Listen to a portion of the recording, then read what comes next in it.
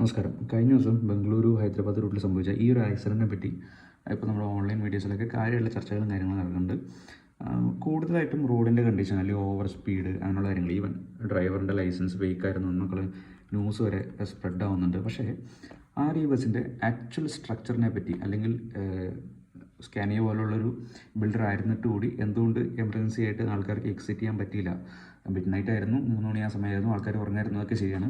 എങ്കിലും ഇതിൻ്റെ ഒരു സേഫ്റ്റി എക്സിറ്റിനെ പറ്റി, എമർജൻസി എക്സിറ്റിൻ്റെ ആ ഒരു പെർസ്പെക്റ്റീവിലുള്ള കാര്യങ്ങളൊന്നും സംസാരിക്കുന്നില്ല. ആക്ച്വലി ഇതൊരു നോർമൽ സീറ്റർ ബസ് ആയിരുന്നു, ലെറ്റർ കൺവേർട്ടഡ് സ്ലീപ്പർ 1. പക്ഷേ അതൊരു ഓതറൈസ്ഡ് കൺവേർഷൻ ആണോ എന്നൊന്നും അറിയില്ല. കാരണം ഇതിൻ്റെ സ്ട്രക്ചർ നോക്കി കഴിഞ്ഞാൽ അറിയാം.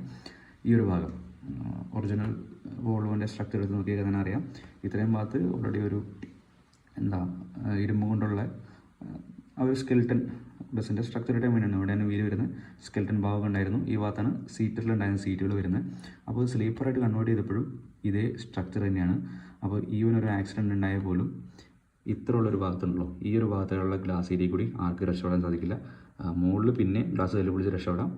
അപ്പോൾ അതൊരു കൺസേൺ ആണ് ശരിക്കും. ഇപ്പോൾ കുറേ വണ്ടികളിങ്ങനെ സീറ്റർ വണ്ടികളിങ്ങനെ സ്ലീപ്പറായിട്ട് കൺവേർട്ട് ചെയ്യണ കണ്ടിട്ടുണ്ട്. പക്ഷേ ഈ ഒരു കാര്യത്തെപ്പറ്റി ആരും അങ്ങോട്ട് അത്ര അവെയറാണോ, അല്ലെങ്കിൽ ഈവൻ ദ സ്റ്റേറ്റ് അതോറിറ്റീസ് അവരും പോലീസുകാരോ അവരൊന്നും ഇതിനെപ്പറ്റി, ട്രാൻസ്പോർട്ട് മിനിസ്ട്രി പോലും ഇതിനെപ്പറ്റി ഒന്നും സംസാരിക്കുന്നുണ്ടില്ല. അവർ ബസ്സിന് പെർമിറ്റ് ഉണ്ട്, ഓൾ ഇന്ത്യ പെർമിറ്റ് വാലിഡ് ആണെന്നുള്ള കാര്യങ്ങളൊക്കെ പറ്റി പറയണുള്ളൂ. ആരും ഇതിനെപ്പറ്റി ഇതുവരെ ചർച്ച ചെയ്ത് കണ്ടിട്ടില്ല. എന്താണ് ഇതിൽ നിങ്ങളുടെ ഒരു തോട്ട്, അല്ലെങ്കിൽ നിങ്ങളുടെ ഒരു ടേക്ക് എന്താണ്?